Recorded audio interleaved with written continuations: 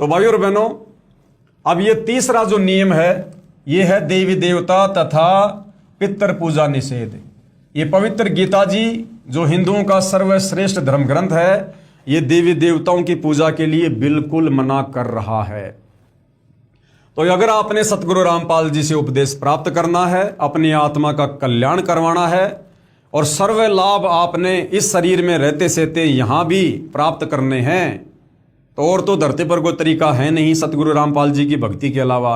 अब सतगुरु रामपाल जी की भक्ति की सफलता के लिए, लाभ प्राप्ति के लिए, मोक्ष प्राप्ति के लिए आपने इन तमाम नियमों को फॉलो करना पड़ेगा। तो तीसरा नियम क्या है? देवी देवता तथा पितर पूजा निषेध। अब बहुत सारे लोग इस नियम को सुनकर भड़क जाते हैं। वो अच्छे से ज्ञान तो समझते नहीं है, सत्संग सुनते नहीं, पुस्तक पढ़ते नहीं, उससे पहले हाय तौबा करना शुरू कर देते हैं। अब सतगुरु रामपाल जी ने जो नियम बताए हैं वो अपने घर के नियम नहीं बताए, मनमुखी नियम नहीं बताए, हमारे धर्मशास्त्रों में वर्णित है। जिन धर्मशास्त्रों को हम समझ नहीं पाए, सतगुरु रामपाल जी तो समझा रहे हैं।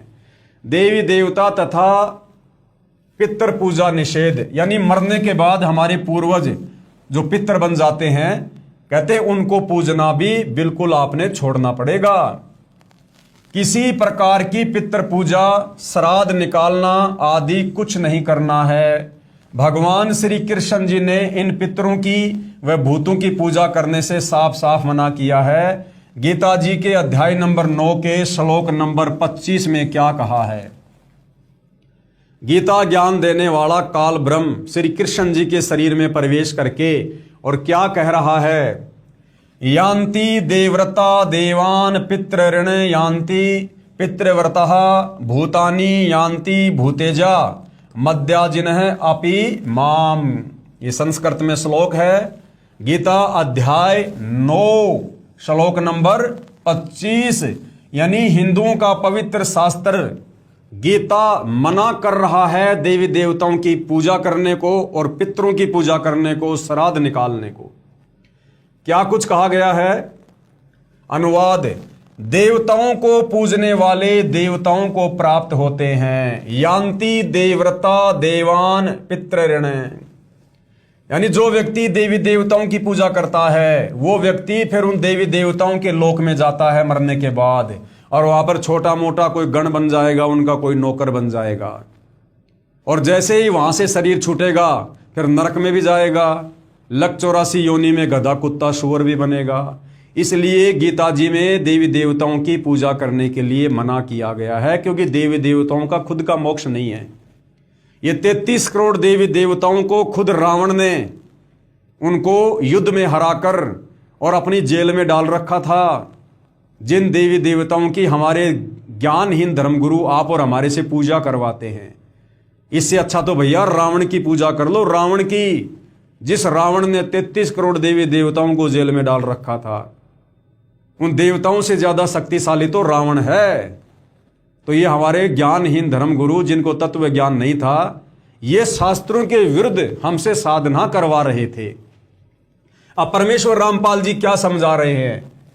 देवताओं को पूजने वाले देवताओं को प्राप्त होते हैं। कौन कहता है? ये गीता जी कह रही है भाई, कि जो लोग देवी देवताओं की पूजा करते हैं वो देवी देवताओं के लोक में जाएंगे, छोटे मोटे कोई गण बन जाएंगे, सेवक बन जाएंगे, फिर अपना वो कर्म भोग के फिर वापस पृथ्वी लोक पर आकर गधे कुत्ते सूअर बनेंगे। तो देवी देवताओं की पूजा करने के लिए गीता जी मना कर, इससे मोक्ष नहीं है। फिर पितरों को पूजने वाले पितरों को प्राप्त होंगे। जो भाई बहन जो पितृ पूजा करते हैं, जैसे हमारे घर का कोई सदस्य मर गया, कोई बुजुर्ग मर गया, उसके बाद हम उसके श्राद्ध निकालते हैं, उसको कहते हैं पितृ पूजा। तो श्राद्ध निकालने वाला कहां जाएगा? आप किसकी पूजा कर रहे हैं? अपने बुजुर्गों की पूजा कर रहे हैं जो मर चुके हैं, क्योंकि आप उनके श्राद्ध निकाल रहे हैं, आप उनकी पूजा कर रहे हैं। तो मरने के बाद आप वही जाएंगे जहां पर वो भूत बन के बैठे हैं, जहां वो पितृ बन कर बैठे हैं। जब उनका खुद का मोक्ष नहीं हुआ, वो पितृ योनि में है, वो प्रेत योनि में है, तो हम भी वहीं जाएंगे, हम भी भूत बनेंगे। पितरों को पूजने वाले पितरों को प्राप्त होंगे, यानी उन पितरों के पास जाएंगे। और भूतों को पूजने वाले भूतों को प्राप्त होंगे। जो ये माई मसाणी सेठ शीतला भैरव भूत हनुमांत जो इस प्रकार की पूजा पाठ कर रहे हैं आधे अधूरे देवी देवताओं की, तो कहते फिर वो उन्हीं को प्राप्त होंगे, भूतों को पूजने वाले भूतों को प्राप्त होंगे, और मता अनुसार पूजा करने वाले भगत मुझको ही प्राप्त होंगे। और ये गीता का ज्ञान देने वाला काल ब्रह्म क्या कह रहा है कि मेरी पूजा करने वाला मुझे प्राप्त होगा। अब ये काल ब्रह्म जो गीता का ज्ञान दे रहा है श्री कृष्ण जी के शरीर में प्रवेश करके, जो देवी देवताओं की भक्ति के लिए मना कर रहा है, पितरों की पूजा के लिए मना कर रहा है, श्राद्ध निकालने के लिए मना कर रहा है, भूत पूजा के लिए मना कर रहा है, और लास्ट में क्या कह रहा है कि मतानुसार पूजा करने वाले, यानी मेरे मत अनुसार पूजा करने वाले। क्योंकि गीता जी में इस ब्रह्म की साधना का उल्लेख है। गीता अध्याय 8 श्लोक नंबर 13 में यह काल ब्रह्म अपनी भक्ति के विषय में बता रहा है कि ओम इति एक अक्षर ब्रह्म व्यवहारण माम अनुस्मरण ये परियाति तजन देहम सयाति परमाम गतम। कि अर्जुन, मैं ब्रह्म हूं और मेरी साधना का एक ओम नाम का मंत्र है, और जो इस ओम नाम की साधना अंतिम समय तक उच्चारण करता हुआ शरीर त्यागता है, वो मेरे ब्रह्मलोक में आ जाता है, यानी महास्वर्ग में। अब महास्वर्ग में जाने के बाद क्या होगा? वहां कोई परमानेंट स्थान नहीं है। गीता अध्याय 8 श्लोक नंबर 16 में फिर यह काल ब्रह्म ये भी कह रहा है कि ब्रह्मलोक पर्यंत सर्वलोक पुनरावर्ती में है, कि मेरे ब्रह्मलोक में मेरी ओम नाम की साधना करके आने वाला साधक भी वापस जन्म और मरण में है। अर्थात गीता ज्ञानदाता काल ब्रह्म की साधना से भी पूर्ण मोक्ष नहीं है। बंदी छोड़ गरीबदास जी महाराज और कबीर साहिब जी महाराज भी यही कहते हैं। क्या कहते हैं? गरीब भूत रमेशो भूत है। आदरणीय गरीबदास जी क्या कह रहे हैं कि भैया जो श्राद्ध निकालेगा अर्थात जो भूत पूजा करेगा वो भूत बनेगा, और देव रमेशो देव, और जो देवी देवताओं की पूजा करेगा वो देवी देवताओं के लोक में जाएगा। और राम रमेशो राम है, और जो परमात्मा की भक्ति करेगा सुनो सकल सुरभेव, और जो परमात्मा की भक्ति करेगा वो परमात्मा के पास जाएगा। यहां पर राम इस काल ब्रह्म को भी कहा गया है क्योंकि ये 21 ब्रह्मांड का नकली राम है। अगर 21 ब्रह्मांड वाले नकली राम काल ब्रह्म की पूजा करोगे ओम नाम की साधना तो इसके ब्रह्मलोक में जाओगे, और यदि उस आदि राम कबीर भगवान की साधना करोगे तत्वदर्शी संत से उपदेश लेकर, तब उस सतलोक में जाओगे, सचखंड में जाओगे। इसलिए उस पूर्ण परमात्मा कबीर परमेश्वर जी की भक्ति करो जिससे पूर्ण मुक्ति होवे, और वो भक्ति केवल तत्वदर्शी संत के पास होती है और किसी के पास नहीं होती। और तत्वदर्शी संत एक समय में पृथ्वी पर एक ही होता है, तो वर्तमान में पूरी पृथ्वी पर सतगुरु रामपाल जी ही एकमात्र तत्वदर्शी संत हैं। वह परमात्मा पूर्ण ब्रह्म सत्य पुरुष सत्य कबीर है। इसी का प्रमाण गीता जी के अध्याय नंबर 18 के श्लोक नंबर 46 में है। तो ये गीता जी अध्याय नंबर 18 श्लोक नंबर 46 आप जियों के सामने है। क्या कह रहा है? ये संस्कृत में श्लोक भाई और बहनों आप जियों के सामने है। इसका अनुवाद पूज्य गुरुदेव भगवान ने किया है। जिस परमेश्वर से, यानी जिस परमात्मा से, जिस भगवान से संपूर्ण प्राणियों की उत्पत्ति हुई है, यानी सृष्टि में जितने भी जीव हैं, ब्रह्मा विष्णु महेश से लेकर दुर्गा काल, ये गधे कुत्ते सुअर मनुष्य, यानी जिस परमात्मा से संपूर्ण आत्माओं की उत्पत्ति हुई है, प्राणियों की उत्पत्ति हुई है, और जिससे ये समस्त जगत व्याप्त है, और जिसने सारी सृष्टि को बनाया है, सारे जगत को बनाया है, उस परमेश्वर की अपने स्वाभाविक कर्मों के द्वारा पूजा करके मनुष्य परम सिद्धि को प्राप्त हो सकता है। उस परमेश्वर की, उस कबीर भगवान की अपने स्वाभाविक कर्मों द्वारा, यानी काम करते करते जो तत्वदर्शी संत भक्ति बताएगा, उस भक्ति को काम करते करते अपने स्वाभाविक कर्म, यानी जैसे कोई किसान है खेती कर रहा है, मजदूर मजदूरी करता है, ड्राइवर गाड़ी चला रहा है, अपने उन स्वाभाविक कार्यों को करते करते, वो नाम जाप जो है वो करते करते, आरती करते करते, पूजा करके मनुष्य परम सिद्धि को, परम सिद्धि यानी मोक्ष को प्राप्त हो जाता है।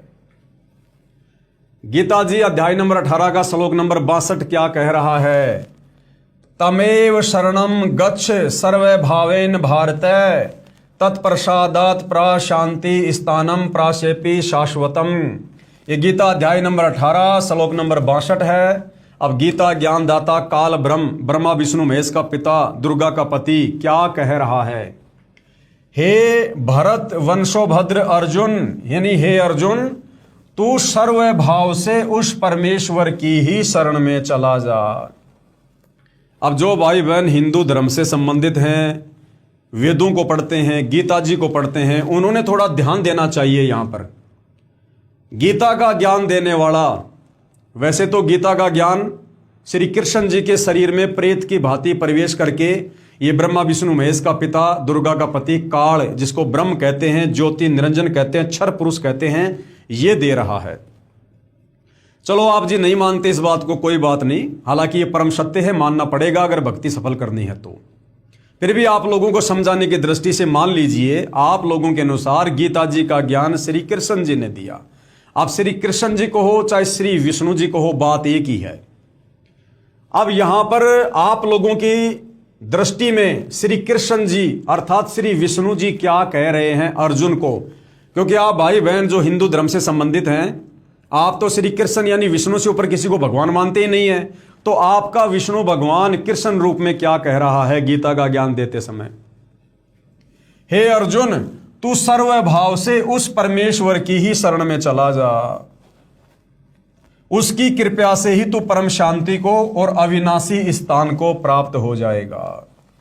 अब बोलो, अब तुम्हारा गीता ज्ञान देने वाला, तुम्हारी दृष्टि में तुम्हारा श्री कृष्ण, तुम्हारा श्री विष्णु हाथ खड़े कर रहा है भक्ति के मामले में, मुक्ति के मामले में, और अर्जुन से क्या कह रहा है कि हे अर्जुन, तू सर्व भाव से, यानी और सारी पूजाओं को छोड़कर, सर्व भाव का मतलब होता है और सारी पूजा पाठ को छोड़कर, क्योंकि ये गीता जी कोई होटल मैनेजमेंट का कोर्स नहीं है, ये भक्ति का कोर्स है।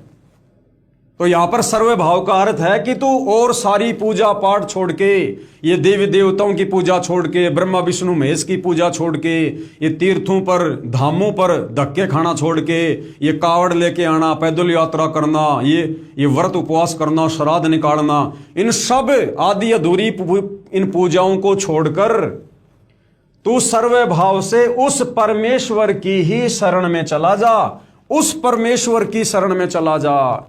यानी वो अपने से अन्य किसी और भगवान की शरण में जाने की सलाह अर्जुन को दे रहा है कि अर्जुन, तू सर्व भाव से उस परमेश्वर की शरण में चला जा। अर्थात गीता का ज्ञान देने वाला तुम्हारा श्री कृष्ण, तुम्हारा श्री विष्णु भक्ति के नाम पर खाली है।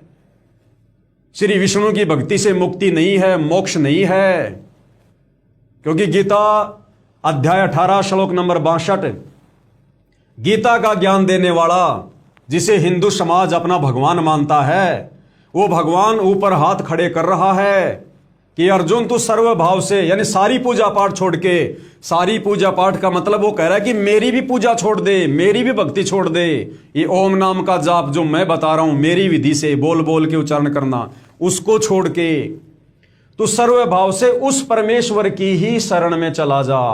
अपने से अन्य किसी और परमात्मा की शरण में जाने को कह रहा है।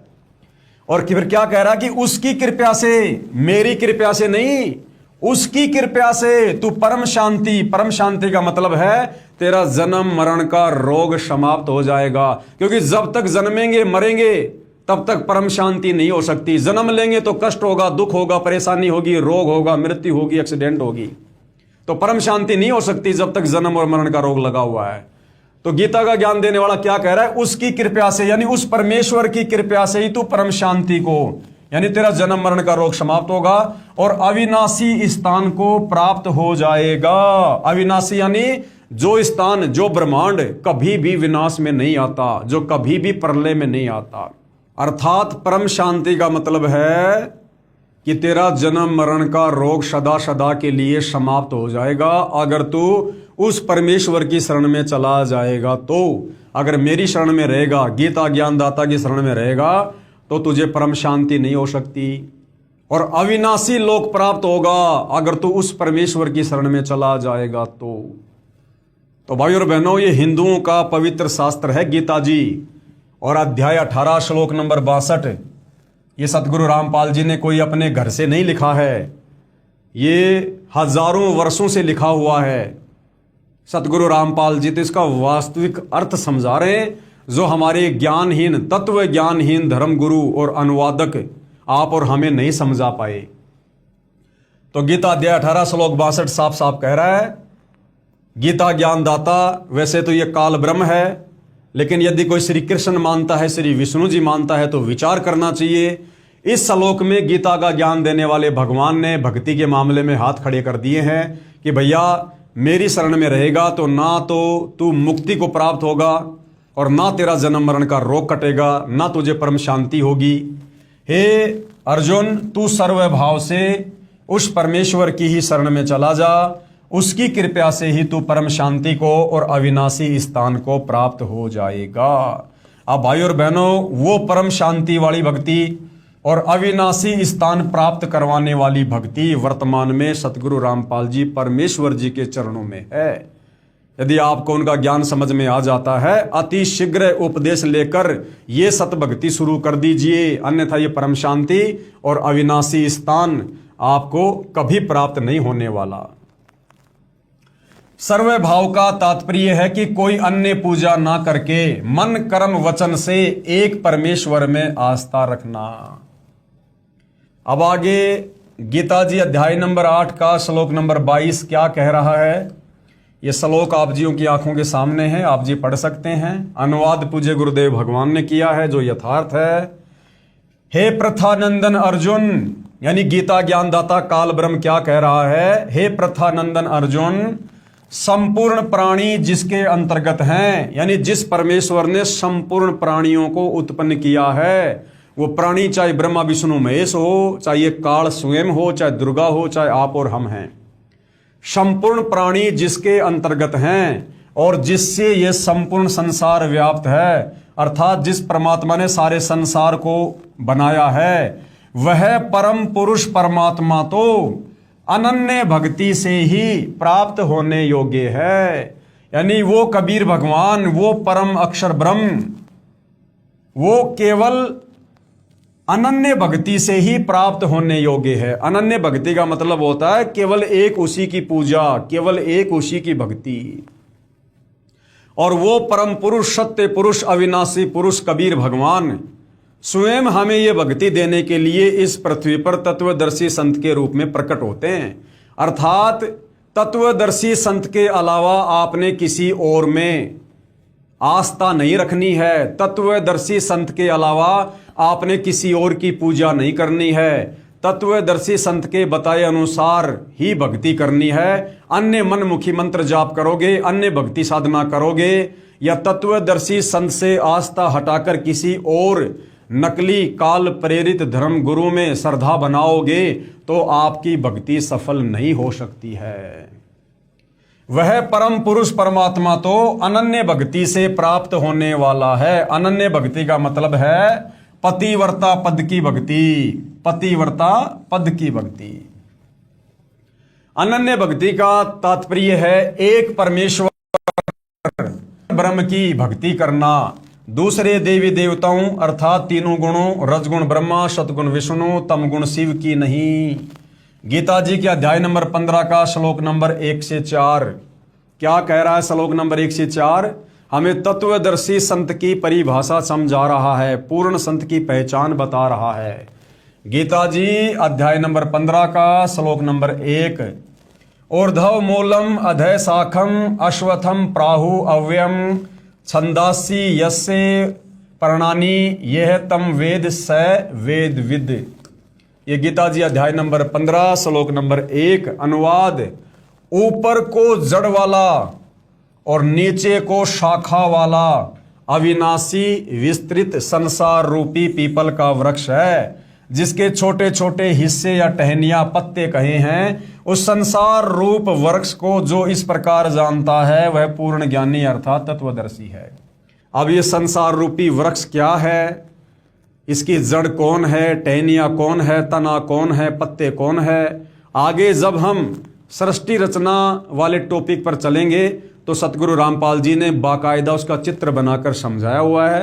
हम इसको विस्तार से वहां पर समझेंगे। तो कहने का मतलब है इस संसार की रचना को जो संत महात्मा भली भांति समझा दे वो वास्तव में तत्वदर्शी संत है। तो संसार रूपी पीपल के पेड़ का चित्र बनाकर सतगुरु रामपाल जी ने सर्व भगवानों की अलग अलग स्थिति का वर्णन कर दिया है। अर्थात ऐसा ज्ञान संसार रूपी वृक्ष को समझाते हुए आज से पहले सतगुरु रामपाल जी के अलावा किसी और संत ने नहीं दिया है।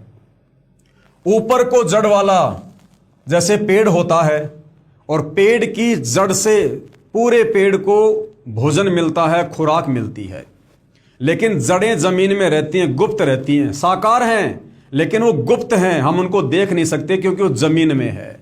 तो इसी प्रकार जो पूर्ण परमात्मा है वो साकार है, लेकिन उसकी यथार्थ भक्ति के अभाव में हम उसको देख नहीं सकते।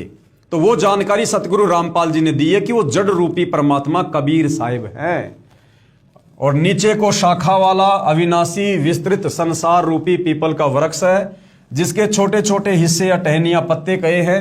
वो संसार रूप पेड़ को जो इस प्रकार जानता है वह पूर्ण ज्ञानी अर्थात तत्वदर्शी संत है। यानी गीता अध्याय नंबर 15 श्लोक नंबर 1 की वो संसार रूपी पेड़ का चित्र बनाकर जो व्याख्या सतगुरु रामपाल जी ने की है वो आज से पहले किसी धर्मगुरु ने नहीं की है, इसलिए सतगुरु रामपाल जी पूर्ण गुरु हैं। फिर गीता अध्याय नंबर 15 का श्लोक नंबर 2 ये क्या कह रहा है? गीता अध्याय नंबर 15 श्लोक नंबर 2, अधय च ऊर्ध्वम प्रसूता तस्य शाखा गुण प्रवर्धा विषय परवाला अधय च मूलानी असुसंतानी कर्मानुबंधनी मनुष्य लोके। ये संस्कृत में श्लोक है, आप जी देख सकते हैं। इसका अनुवाद पूज्य गुरुदेव भगवान ने किया है।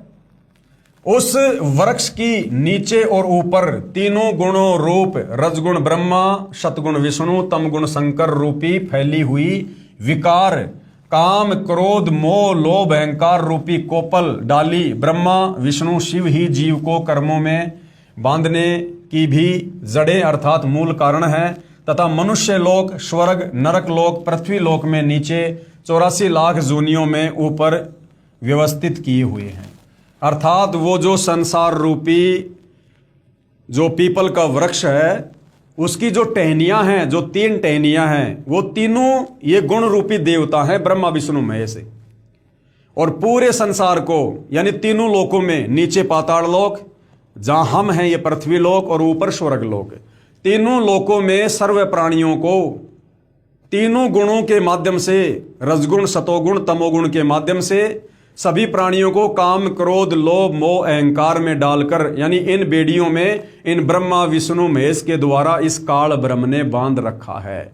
जो सही से इस प्रकार व्याख्या करके समझा दे वो तत्वदर्शी संत है। तो आगे हम सृष्टि रचना में विस्तार से इस विषय पर चर्चा करेंगे।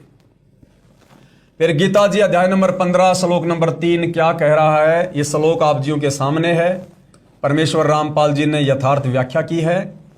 इस रचना का नए शुरुआत तथा नए अंत है। ये काल ब्रह्म क्या कह रहा है कि ये जो संसार रूपी पेड़ की जो रचना है यानी उस पूर्ण परमात्मा कबीर साहिब ने जो सारा संसार बनाया है ना, जो सृष्टि बनाई है, इस रचना का न तो शुरुआत है और न अंत है, न वैसा स्वरूप पाया जाता है तथा यहाँ विचार काल में यानी अर्जुन जो मैं तुझे ये गीता जी का ज्ञान दे रहा हूं ना, तो इस समय यहाँ विचार काल में अर्थात मेरे द्वारा दिया जा रहा गीता ज्ञान में पूर्ण जानकारी मुझे भी नहीं है। अब बताओ भाई और बहनों, गीता ज्ञान देने वाला ये है तो काल ब्रह्म, लेकिन जो लोग इसे श्री कृष्ण मानते हैं या श्री विष्णु मानते हैं, तो आपका इष्ट देव विष्णु जी क्या कह रहा है कि मैं जो तुझे यहां गीता जी का ज्ञान दे रहा हूं ना सृष्टि के बारे में, ये पूर्ण ज्ञान भली भांति यानी सृष्टि की आदि और अंत का ज्ञान, शुरुआत का और अंत का ज्ञान अर्जुन मुझे भी पूरी तरह से नहीं है। अब बताओ, जिस भगवान विष्णु को सृष्टि रचना का ज्ञान नहीं है, जिसको परमेश्वर की जानकारी नहीं है, भला उनके द्वारा दी गई भक्ति और ज्ञान से हमारी आत्मा का कल्याण कैसे होगा भाई और बहनों? इसीलिए तो गीता ज्ञानदाता ने इस काल ब्रह्म ने गीता अध्याय 4 श्लोक नंबर 34 में साफ साफ कह दिया कि उसके लिए तू किसी तत्वदर्शी संत की खोज कर। तो क्या कहा जा रहा है? यहां विचार काल में अर्थात मेरे द्वारा दिया जा रहा गीता ज्ञान में पूर्ण जानकारी मुझे भी नहीं है कि भगवान की सृष्टि की और भगवान की, भाई अर्जुन मुझे भी पूरी जानकारी नहीं है, क्योंकि सर्व ब्रह्मांडों की रचना की अच्छी तरह स्थिति का मुझे भी ज्ञान नहीं है।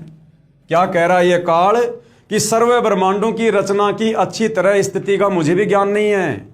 क्योंकि भाई और बहनों, जब हम आगे सृष्टि रचना पढ़ेंगे तो हमें पता चलेगा कि जिस समय कबीर परमात्मा ने सतलोक में एक अंडे से अक्सर पुरुष को नींद से जगाने के लिए काल ब्रह्म की उत्पत्ति की थी, उससे पहले तो परमात्मा ने ऊपर के 3 लोकों की रचना कर दी थी और सतलोक की भी रचना कर दी थी। काल का जन्म तो उसके बाद हुआ है। तो काल कह रहा है कि मुझे इसकी शुरुआत का ज्ञान नहीं है, यानी मेरी उत्पत्ति से पहले तो परमात्मा ने बहुत सारी रचना कर दी थी जिसका ज्ञान मुझे नहीं है। और जब काल को परमात्मा ने 21 ब्रह्मांड से बाहर निकाला, उसके बाद परमात्मा ने सतलोक में और क्या क्या रचना की, जैसे अक्सर पुरुष को 7 संख ब्रह्मांड सहित सतलोक से बाहर निकाल दिया, और भी बहुत सारी परमात्मा ने रचनाएं की। तो काल कह रहा कि मुझे उसके बाद की भी जानकारी नहीं है, क्योंकि सर्व ब्रह्मांडों की रचना की अच्छी तरह स्थिति का मुझे भी ज्ञान नहीं है। इस अच्छी तरह स्थायी स्थिति वाला मजबूत स्वरूप वाले निर्लेप तत्व ज्ञान रूपी दृढ़ शस्त्र से, यानी तत्व ज्ञान से, अर्थात निर्मल तत्व ज्ञान के द्वारा काटकर, अर्थात निरंजन की भक्ति को क्षणिक जानकर। गीता अध्याय नंबर 15 श्लोक नंबर 4 क्या कह रहा है? श्लोक आप जियों के सामने है, अनुवाद पूज्य गुरुदेव भगवान ने किया है। उसके बाद उस परम पद यानी तत्वदर्शी संत की खोज करने के बाद, उसके बाद उस परम पद परमात्मा की खोज करनी चाहिए। उस कबीर परमात्मा के लोक में जाने की फिर आपने तन मन धन से भक्ति करनी चाहिए, पूरी कोशिश करनी चाहिए। जिसको प्राप्त हुए मनुष्य फिर लौटकर संसार में नहीं आते, और तत्वदर्शी संत की शरण में आने के बाद परमपिता परमात्मा कबीर साहिब की भक्ति करने वाला भगत फिर वापस संसार में लौटकर, यानी काल के 21 ब्रह्मांड में काल के जन्म मरण के चक्कर में, लग 84 योनियों के चक्कर में नहीं आता।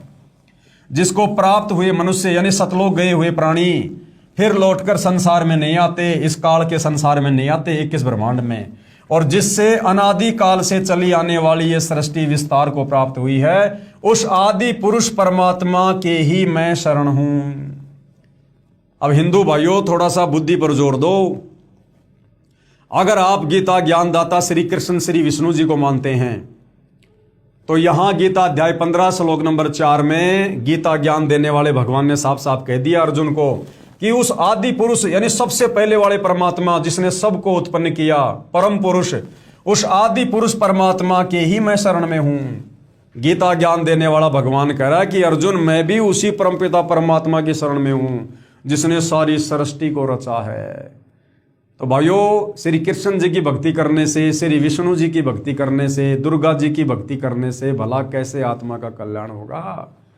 जब 21 ब्रह्मांड का नकली भगवान ये काल ब्रह्म, जो ब्रह्मा विष्णु महेश का पिता है, दुर्गा का पति है, जब ये खुद कह रहा कि मैं भी उसी परमात्मा की शरण में हूं, यानी मेरा भी इष्ट देव वही है अर्जुन, तो फिर ये देवी देवता, भैरव भूत, हनुमान, ब्रह्मा विष्णु महेश, दुर्गा, ये व्रत त्योहार, श्राद्ध निकालना, पितृ पूजा करना, कावड़ लाना, ये तो भाई और बहनों खेल खिलौने हैं, खेल खिलौने।